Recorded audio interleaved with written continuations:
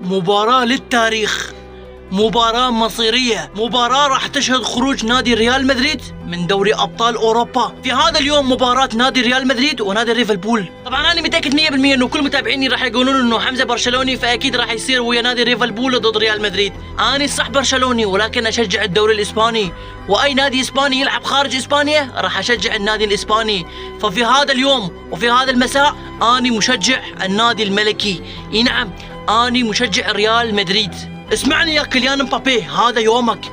بغياب فينيسيوس انت راح تكون البطل، انت راح تكون المهاجم الاول امام نادي ليفربول. اريدك تبيضها وتفوز النادي الملكي وتخلي كل الناس يعرف انه انت قدها، وانت لازم تكون قائد ريال مدريد، وتخلي كل العالم يعرف انه انت الاسطوره، انه انت البطل. والفوز على نادي ليفربول ما راح تكون بهاي السهوله بسبب هاي الاصابات اللي موجوده بالنادي الملكي، بس ان شاء الله الفوز ملكي ان شاء الله.